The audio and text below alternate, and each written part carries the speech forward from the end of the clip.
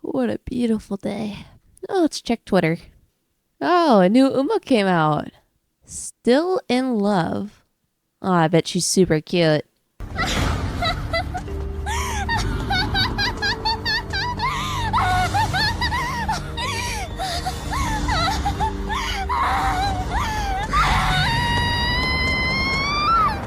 Yeah, so Still in Love finally released in the JP side of Uma Musume, and to say the community is hype would be quite the understatement. I mean, the community is going crazy over this character. I mean, literally crazy. Look at this post. Despite her red flags in display, I am still in love with her. Despite, what do you mean despite? Don't you know red is the color of love? The more red flags she has, the more lovely she is. But not quite as crazy as the real-life lore of this character. And just in case you've been living under a rock, don't worry. Daddy Ray is here to save the day.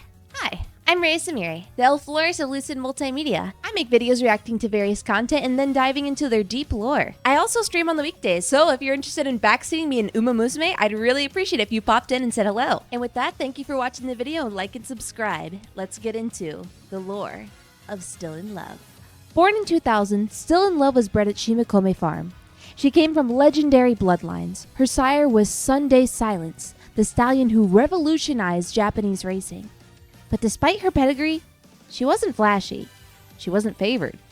What she had was heart. And there was one man that saw it right away. Hideaki Miyuki, a calm, quiet rider, and the only jockey Still in Love would ever race with. In April of 2003, they entered the Oka Show, the first leg of the Japanese fillies Triple Crown. Against stronger, more experienced horses, Miyuki kept her steady. And in that final stretch, she found another gear. This practically no-name filly had won the race and taken her first leg in the Japanese Triple Tiara. After that came the Japanese Oaks, and despite it being a tougher and longer course, Still in Love wiped it with ease. But then came the Shuka Show. Yeah, she won that one too. Just like that, Still in Love was the third filly ever to sweep all three races and gain her Triple Tiara.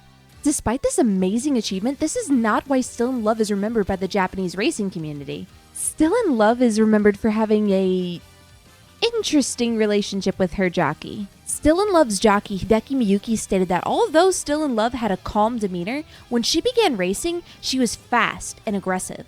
Still in Love would not behave or let any other jockey ride her.